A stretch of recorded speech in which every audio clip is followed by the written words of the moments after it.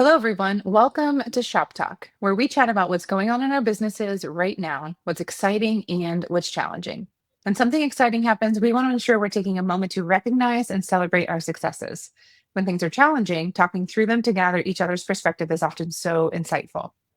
And if you're going through any of these challenges at the moment as well, we hope that by sharing openly, you know you're not alone and that as business owners, we're all navigating this crazy journey together. Mm. Welcome to welcome to March. How's it going on your end? Um, it's pretty bonkers with Hmm. the volume of inquiries, I would say. Yeah. Um, yeah, it's like it does feel like a true wave season. I am hopeful that it slows down because like this is cool, but this is not sustainable like into June, like I feel like it did last year, where Hmm. it just like never slowed. But it's been pretty crazy. Yeah. I feel like I would have to kind of like look at compare, I guess, my year over year to understand what's going on. I think on my end, it feels okay, but I think also sometimes I'm a bit removed. And so I'm saying that while like everybody else is drowning and like not eating lunch and stuff. You So mean your team or other advisors? yeah, so I'm like, it's fine. I mean, it's pretty normal, but I actually don't know.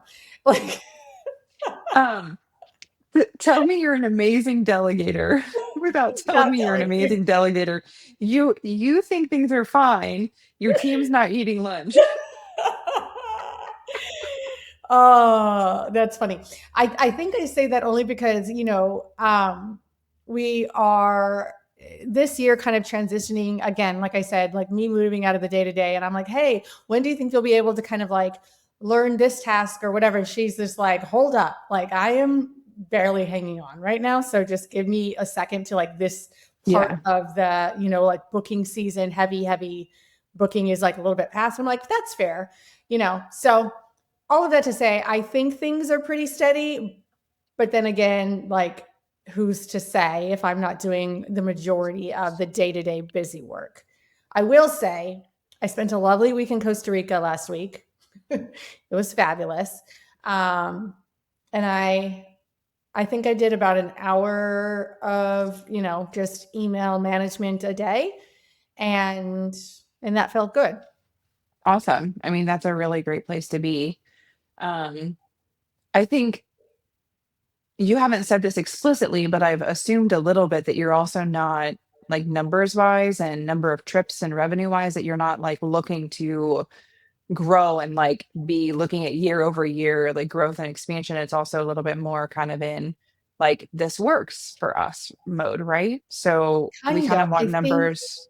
Yeah, because I think what I want first to happen in this next iteration of business is to be able to stay at the same kind of like revenue and volume with me doing even less than I'm doing now. So what that requires is more like of a teaching, mentoring, like ability for the load that I carry from like a sales standpoint or a like nuanced understanding of clients, all that kind of stuff, to be able to like teach and share that and pass it on so that it's not required of me in the day to day. And then after that feels solid and secure, be like, now how can we grow what we do um, now? Because like this is not Hmm. where I'm focused anymore. That's kind of Hmm. like where I'm at this year. Hmm. Yeah. Um, I was chatting with another advisor recently, and their business is exploding like year over year, double. Um, she came to me because she said, "You're one step ahead of me," or she didn't say you're one step ahead of me. She said, "You are ahead of me in business. And I think you've got some of these things figured out that I haven't yet." Like, so she was kind of hoping I could answer a question. And I was looking at her numbers and asking her questions, and I was like, I'm not as far ahead of you as you think I am. Like, I Mm. might be one step or one and a half steps, but like in 18 months, you will be next to me. And Mhm. I say that in a very, very like positive, celebratory, tone. Um, But what's different, and what I want to ask you about, like, how you think about this, is she still has this fear that the inquiries are going to stop, Mm. that that the inquiries that are currently coming in and that are supporting these numbers that I'm looking at being like, "Oh my god, you did what in a year?" Um, that isn't something that she is yet mentally being like, "This is my business now." It's still, Yeah. she's still very much in that kind of mode of like, I have to, she didn't say I have to say yes to everything, because she's not saying yes to everything, but she doesn't yet feel confident that this is going to continue and that Mhm. it could just randomly stop at any time. And I'm not like a trained coach, right? So this is the exact moment when I feel I don't know that I'm really the person to get you through this, because I don't know what to say right now. Um, but I it's kind of made me reflect a little bit of like, well, I remember being like that. Like I remember feeling that of like, this is good and this is great, but like how do I make sure it happens again? How do Right. I make sure it doesn't stop? So I guess my question for you is like, did you ever feel that? And have you thought about like I assume you don't feel that right now, but actually I think maybe you do, and that's why Kelsey has to manage your inquiries. Um, how what would you say to someone who's in this? Is it just it comes with time? I think Or is there actually like a like a mental strategy around this? Yeah, I feel like there's almost like a way approach to like this question, because there's the like, if I'm putting on my business coach hat, I can tell you like from a purely like, hey, like let's look at this from a numbers standpoint, let's look at this from like logistics, like all of those things. And what I think you can say from anybody who's been in business long enough to get to like a place where we can kind of like look at the numbers and make predictions, especially with a business like ours, right? Which is very heavily dependent for the most part. And I'm not speaking to every single person listening, because maybe some people are different if they like maybe only do destination weddings or only honeymoons or something like that, things that happen only like once, right? But for the majority of people in the travel industry, I think that there is a percentage of our business that relies on repeat and referral business. And when you have that percentage number like locked in, say like this percentage of my business is due to repeat referrals, what have you, then you're going to start to see like the trends year over year that like something like the pandemic, but outside of that, would have to go horribly wrong for this not to be somewhat like repeatable, right? Because there's just these clients that continue to travel, continue to refer at a certain percentage, and you're going to be able to know what those numbers are in your particular business, and then therefore be able to extrapolate what year over year should look like within a certain like parameter. Range. Yeah, within certain range. So there's no reason that like my business should fall off, so to speak, more than like 10 to 15% in a year of what it did like the previous year, I would think, based on So previous. okay. The only caveat I'm thinking of about now that you're saying this is she did mention the pandemic. And I was like, and that's out of your control. And yes, my business disappeared in the pandemic too, as did everyone's. It wasn't a personal, it wasn't related to our business. So, like, Yeah. yes, and focus on what's in your control is Right. kind of what I Yeah. told I her. think that any travel advisor who was in business in 2020 probably still has to work out that like the it's like lightning striking twice, right? Like what is the Yeah. probability of that happening again in our lifetime? Probably very, very, very, very, very low. But the fact that we experienced it, it's like going through the Great Depression. I'm still going to hide money under my mattress and not, trust the Yeah. banks. And I still feel like there's still some leftover residual mental trauma because I lived through that. My business was Hmm. down 87% in 2020, and Hmm. I had to rebuild the trust that like has come in the last 5 years of okay, here's now trying to kind of like remember and understand that I lived through that and I could live through it again if I had to, but the chances and the probability of it happening are so slim that I can't operate from that place, right? Well, I think that you have to lean into the fact that the business disappeared and then it came back, and that is all thanks to you as a business owner and the service that you are providing and the relationship that you are building with the clients. And so this is kind of what I tried to say to her. And I don't, she didn't like leave our conversation like, oh, everything's fixed now. Like that's kind of the hard part is like, okay, what you're saying makes logical sense, but my brain's not being logical right now. It's in fear mode. But that's kind of what I was sorry to jump around here. The caveat that I wanted to say a second ago of like you should theoretically be able to project growth within a certain margin every year. The only caveat I would put in there is yes, if your business is largely repeat and referral. Mhm. If your business is a either a business model that is not based on repeat and referral, so maybe you do weddings, you know, there you're not people aren't planning weddings every year, or you just don't have a strong repeat and referral network and you're working with majority new clients, that feels to me far more volatile. It feels more volatile, but I think it also still depends on your ability to understand your numbers from like a conversion standpoint. If you have been in business more than 2 seconds and you understand like, hey, if I convert 30%, 50%, 70% of the inquiries that come in based on like how well aligned they are, however it is you get inquiries and you know your conversion rate and you know why it's converting at that rate, you're still able to affect essentially like what your business should look like. And just like, in any industry, if I'm saying like, hey, I converted a 50% rate, so therefore if I'm looking to do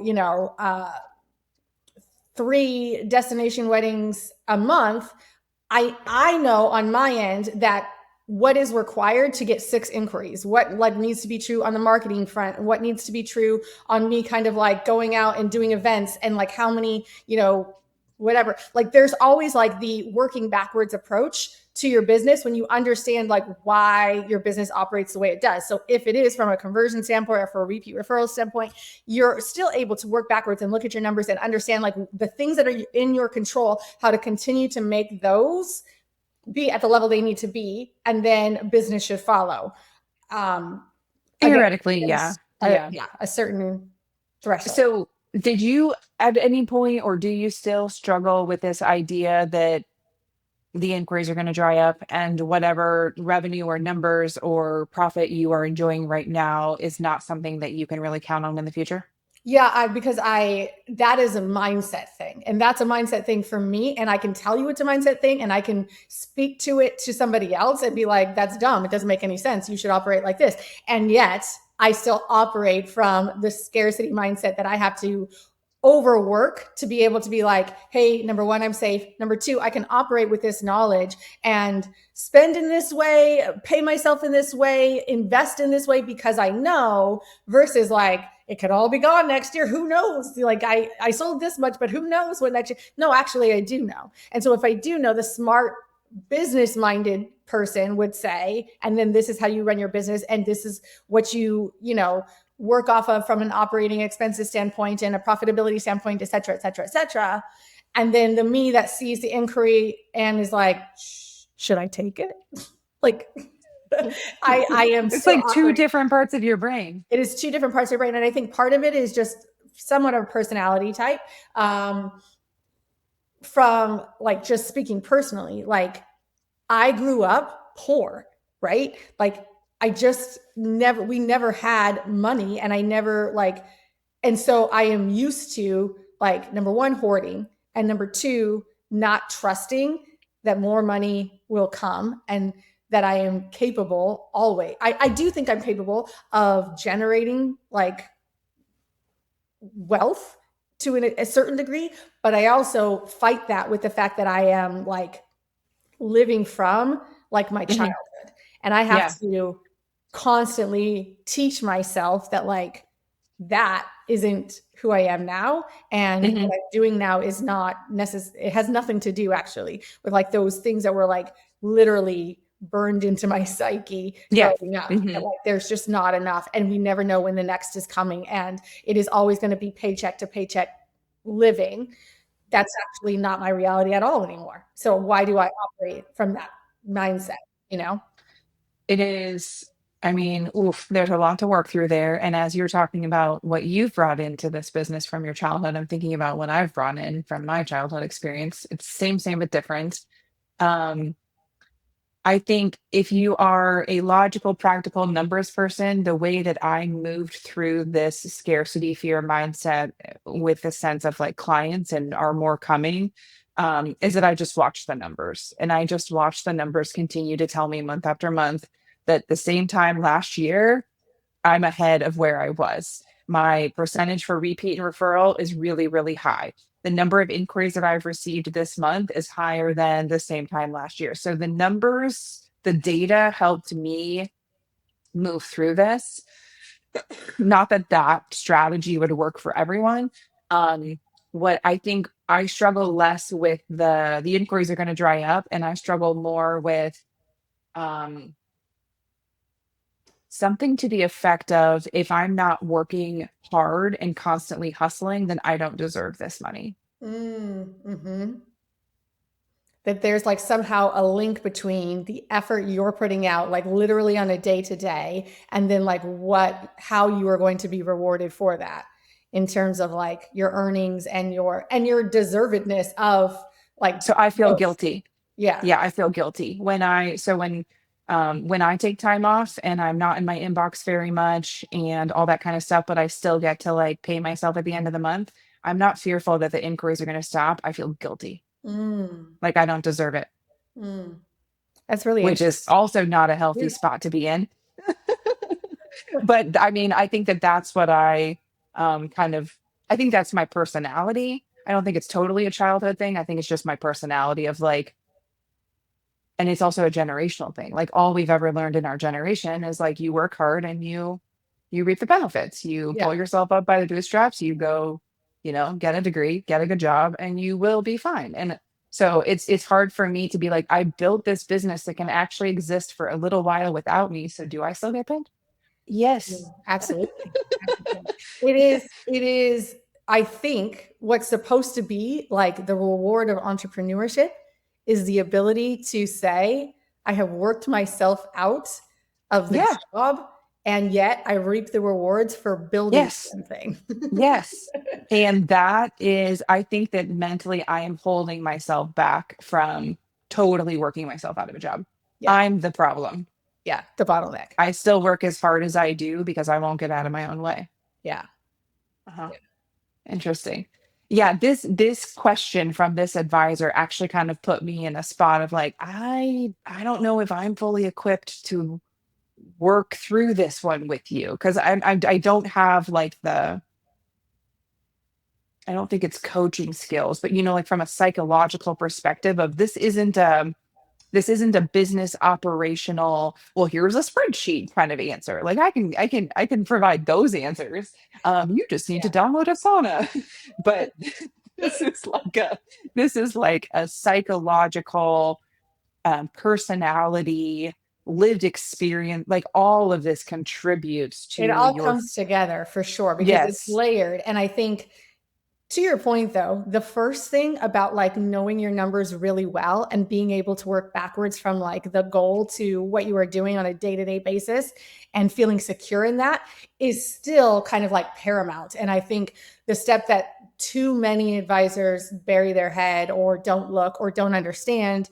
And so definitely step one is still that because there's no shortcutting there, right? So that has to be part of the puzzle, but then the layer on top of it of the mindset and the understanding of like why you believe what you believe and what you want to believe that's different than that, and then how are you going to get there and how are you going to do the work to kind of like get all the other junk out of the way. I mean, we're not licensed therapists, so go hire one, but there's probably a lot there that most people are not unpacking. But like same for you as for me, like especially in this season when I am now focused on looking at the numbers in my business and money and profitability and all of that stuff, I maybe this is a little bit different, but I think it also like comes from the same place.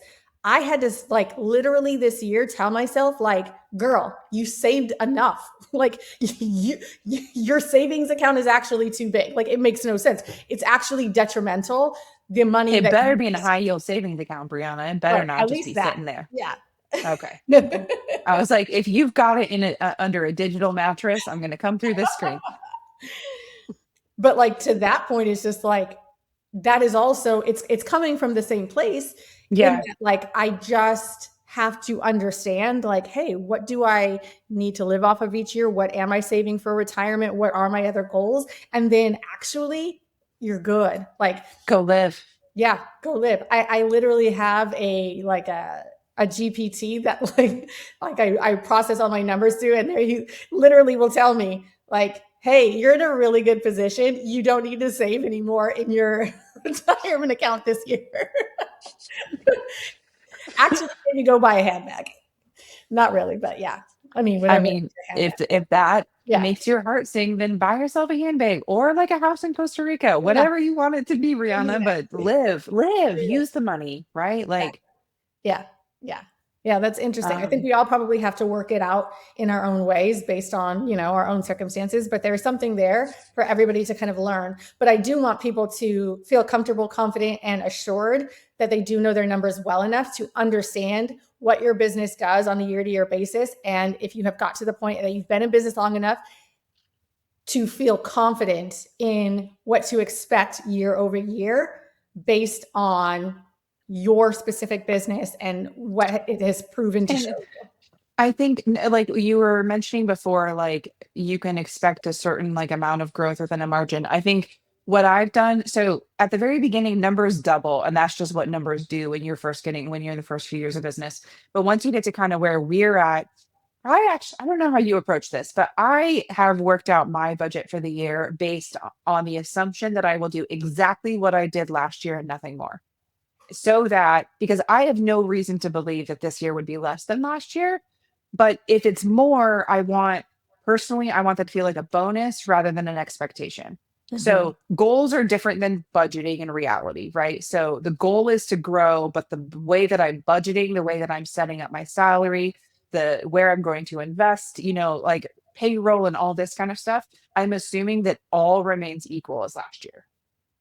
And Yeah. that's how I'm budgeting. And then at the end of the year, if there's some left over, which I hope there is, that means that there was growth and that means that there are bonuses, right? That means that there is kind of extra things left over. So I think that when considering numbers, it's important to differentiate projections that are based on numbers and reality and fact. Those are different than goals of Yeah. what Yeah. we hope to achieve. 100%. So like work towards your goals, but pay out of like specific money that has been earned, so Yeah. to speak. Yeah. Yeah, I think I do the same. Probably even again more conservative in that, like I budget for the year like based on like less than even I probably made in the previous year, but that keeps Mhm. me feeling comfortable. And Yes. then, once I'm going through the year, now what I have done is on a quarterly basis, I'm looking at like what the profit is and then doing like making the assumption, right? Because I can, we know once we're seeing how the year, like what's projected for the year and what have you, then at each quarterly kind of like stop point, I can look and be like, okay, well, here's an owner's draw, here's a this, here's an investment, here's a Mhm. whatever, because I know I'm already covered where I need to be covered. And then like this is additional profit that I now can like make a decision on, and it's not affecting anything else. Right. Yeah. Hmm. Well, that was that's a recent conversation I had. I was curious to know your thoughts on that. Do you have any I'm just challenges? challenges. What feels challenging? It's funny because, like, to your point of like scarcity, is like I am like working on a couple of things right now I have no business working on. And I don't necessarily regret it. It is part of my bleeding heart to be like, "Oh, this single mom who wants to take her kid on a graduation trip but doesn't have," like, and so I'm like spending Yeah. time and energy and money just to be helpful. And I don't mind it. Like I feel like there's time and a place for it. Um, and it still gets to be my decision. Like, I pay salary no matter what. So whatever it is, like I'm giving you Mhm. to work on, like you're getting paid the Yeah. same. So what does it matter? Yeah, yeah, yeah. Right. But I know that my bleeding heart does get me in trouble at times, but that's okay. That's okay. I Well, and it's the exception, it's not the rule. Yeah, it's definitely becoming more of the exception than the rule. So I feel good about that. I feel like um I am most frustrated in this season of business working on, I guess that you call them group trips. They're so frustrating. They're so like not smooth and seamless. And I am not sure what it is. What kind of group trip? Like four couples traveling together, Mhm. and you think it's going to be fine. And it's always like a cluster, like that type of trip. Eight friends who are like all successful in their own right. And like half of them are my clients. So I always feel like I have to say yes to like the group trip they're going to do together to celebrate a 50th birthday. And it's the most work and annoying kind of like trips on my docket. Is it And because there's too many chefs in the kitchen? Or what is there's a annoying lot of about it? chefs in the kitchen. There's always like the working towards like I guess the lowest common. There's always the person in the group who's like, well, I can only pay this. And then everybody is like Yeah, accommodating that budget or whatever. And it yeah. doesn't kind of fit the kind of overall trip experience that I want to be Yeah. involved in. But I feel like for whatever reason, I have a handful of those. If they're truly close friends, I'd be like, "Listen, this is my minimum." So either you step up or get out.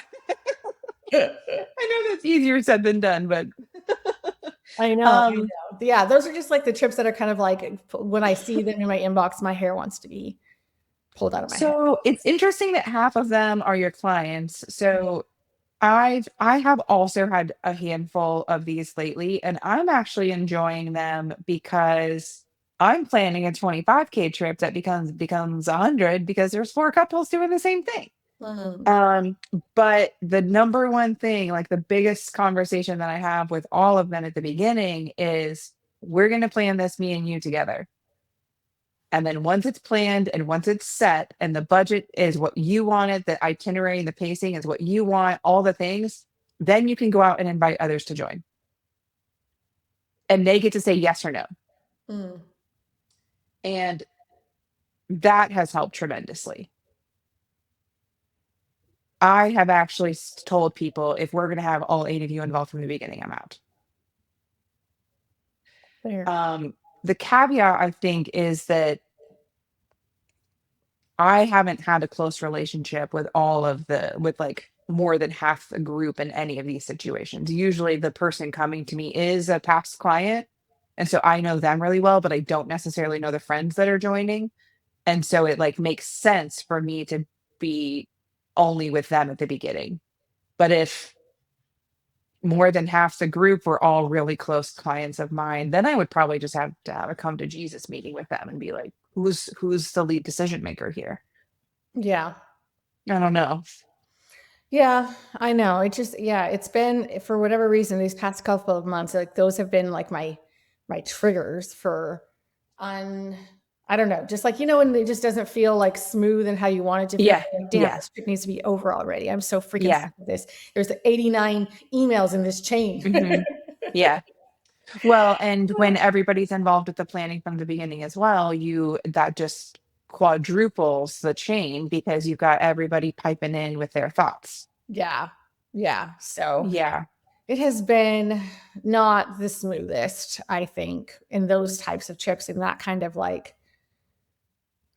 example. But other than that, I guess things have been pretty smooth. I'm home for the next month or so with nothing on the agenda. So I think I'm going to settle into a nice kind of working rhythm. I'm trying to lean into a little bit more like creativity with marketing and ideas and stuff like that because I don't have to like be gone or out of the office. So that feels kind of interesting what I want to mhm, do with like some marketing stuff, which is nice. It's a nice feeling because I do have a very busy like middle of the year. So I think this kind of springtime, just kind of be close, not go anywhere, get into a rhythm, feels nice.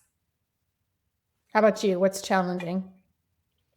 Um, I think right now my brain is just like on overdrive with just volume of work. And like the team is working really smoothly. Our systems are really supporting us. And still, I'm just looking at the list of trips of just like, whoa.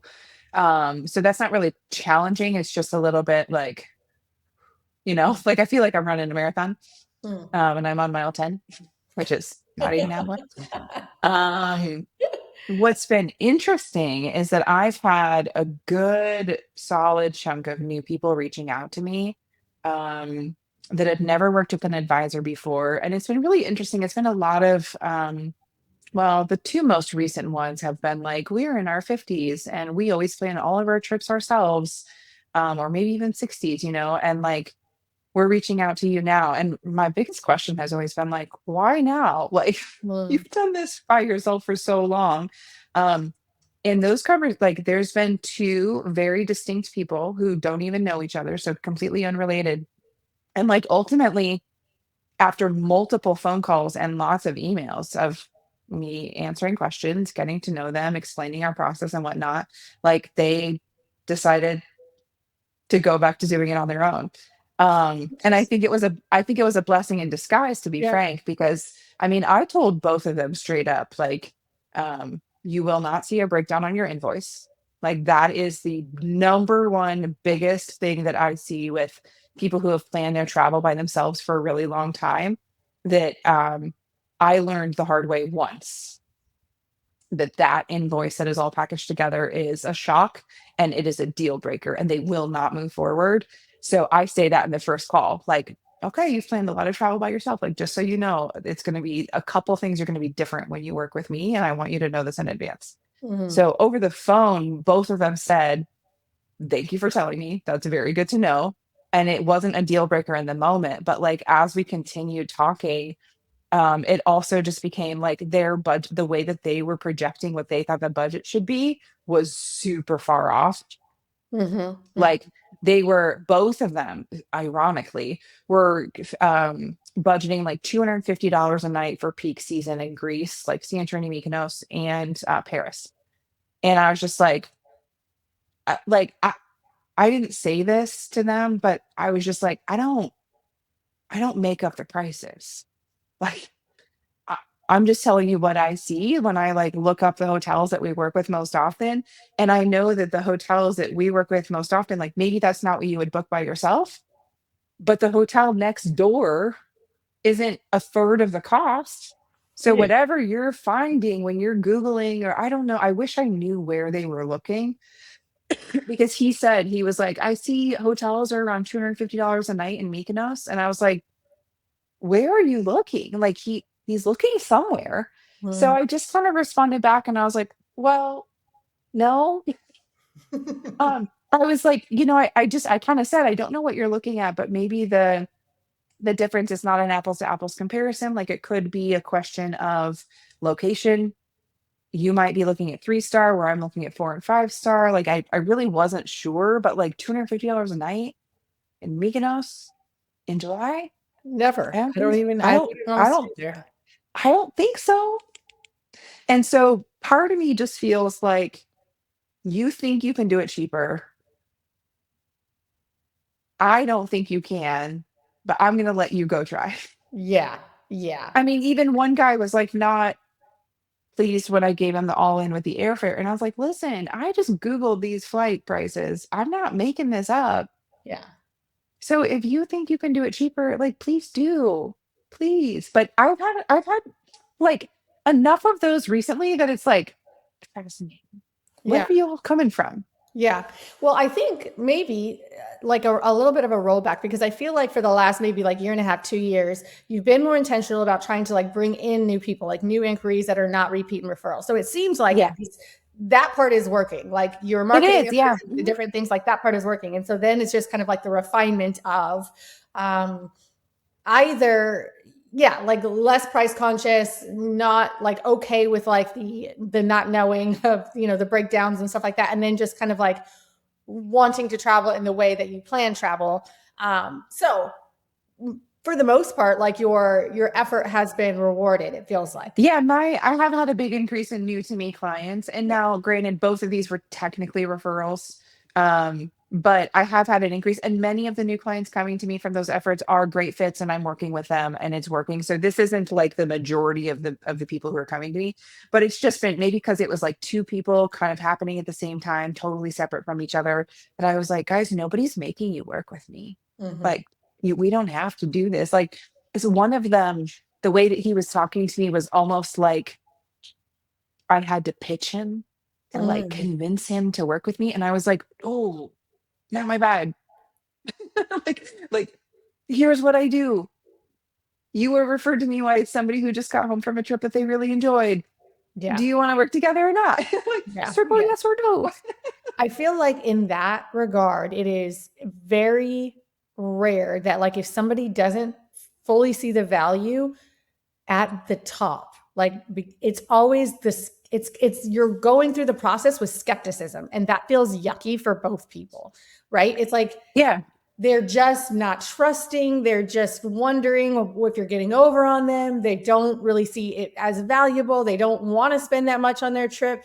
They like all of the things. And you're just like, it's like an uphill battle. Why am I climbing Mount Everest to give you an amazing trip? Well, it's kind of like what is the antidote? So like this isn't even like a in the end, the potential clients both made the final call to not move forward. And I was not bending over to like I wasn't bending over backwards to try to get them to work with me. I was actually just answering questions very straightforward, answering emails, had calls. I actually was very upfront and forward with them about the cost of things and the destinations they wanted to go to and the breakdown of the invoice. Like I was very like transparent and straightforward. And ultimately, it was them who decided like we're not going to move forward. And part of me is just wondering like is there something that I could have done earlier in this process to save myself some time? Because I called both of these from the first Mm, interaction. And mm, but I guess I don't know what I would do different. Like I was very straightforward and frank, but I wasn't rude, of course. I didn't say no, I just answered their questions. There was no like begging or desperation of like, you know, I want you to work with. So I just felt like I was in like a very neutral zone of just like, what questions do you have? I can answer them. But ultimately, 2020 hindsight, like maybe I should have cut that off and said, mm. Hey, this listen, doesn't seem like what you're looking for. Do you have yeah. an info guide?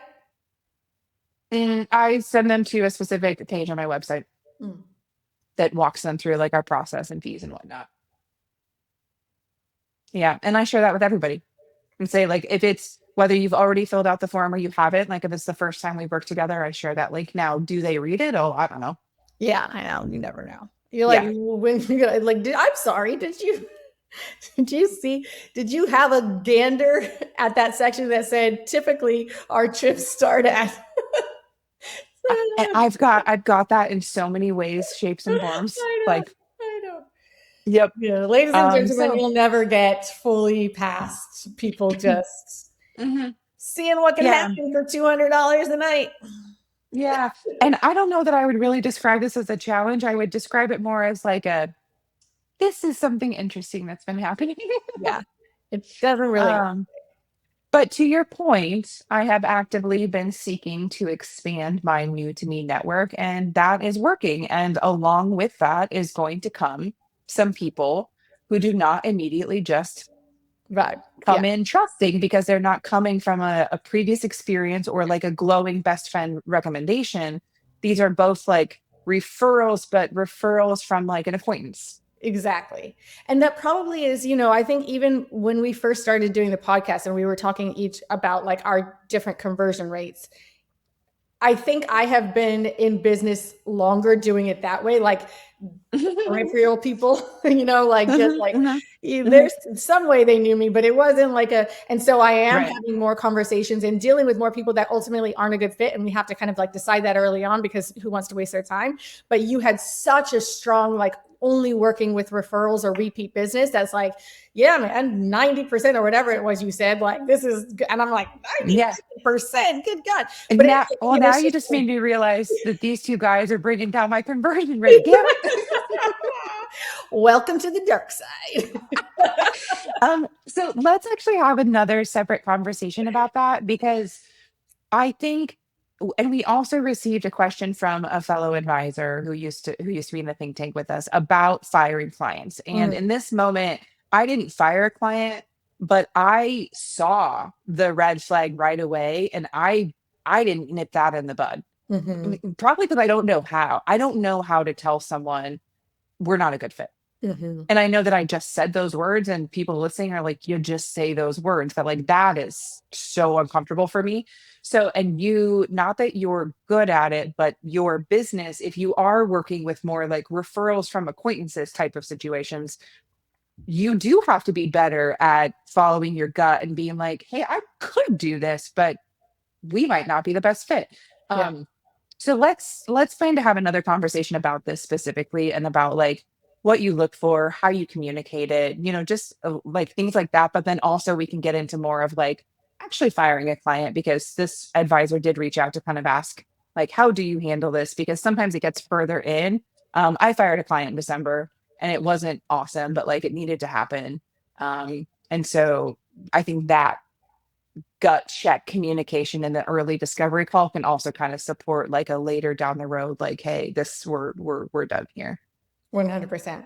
All right. Let us know if you have any other questions on that topic, and we can maybe include and bundle them together in an episode that we can kind of tackle. Awesome. Good to All see right.